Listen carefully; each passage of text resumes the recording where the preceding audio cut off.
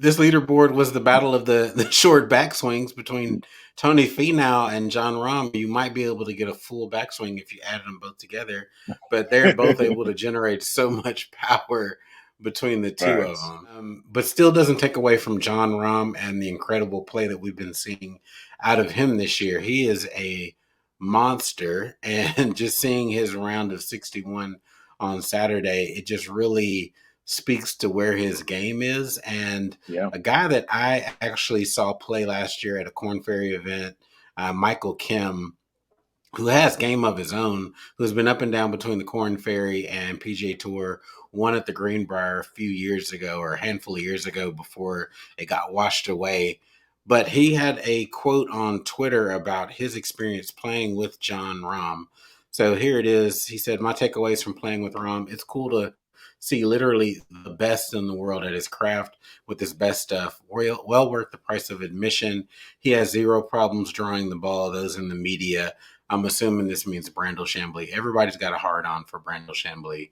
That says he can't or struggles with it are flat out wrong. So there's a couple more underneath this, but what do you think about these first couple of observations from Michael Kim? You know, don't have the best opinions upon BC, so glad he was able to prove him wrong. And absolutely, every time Jon Rahm tees it up, I'm looking to see everything he does because the the swing itself is already majestic. How he manages to manufacture that much power in like what you would call a half swing for most of us is just ridiculous. So for him to be able to flight it, play it high, play the fade, play the draw, and still have a flat stick with it, I mean, he ain't lying. Yeah. None of that is false. Right, and I agree. I mean, you can't win consistently on the PGA Tour without being able to, move the ball in both directions. And so, again, I've been really thinking about doing a kind of a semi-scientific breakdown of Brandel Chambly's opinions. There's things that I agree with him on. There's things that I absolutely do not agree with him on, especially back in the day Hmm. when he was going at Tiger, when Tiger was dead smack in the middle of his prime, and he was going at Tiger like, "What are you talking about, bro?" But Definitely. this leaderboard was the battle of the short backswings between Tony Finau and Jon Rahm. You might be able to get a full backswing if you added them both together, but they're both able to generate so much power between the two of Facts. them. So let's scroll forward a little bit on this and get to the next thoughts.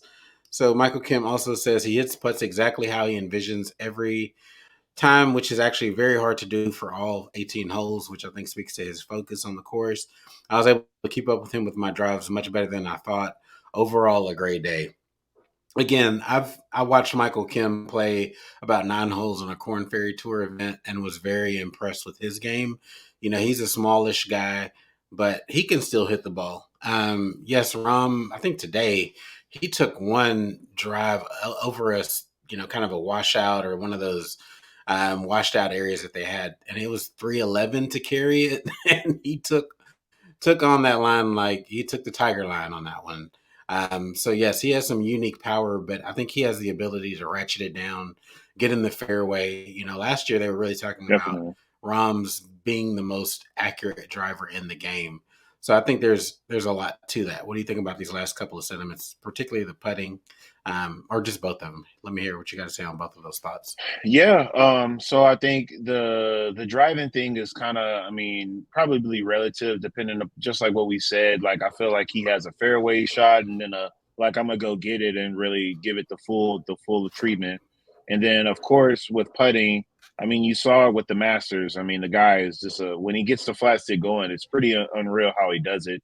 And when you're that when I feel like you're that sturdy with your stance and your posture and your setup and everything and your routine, it's hard not to, consecutively make good putts, good runs at the holes.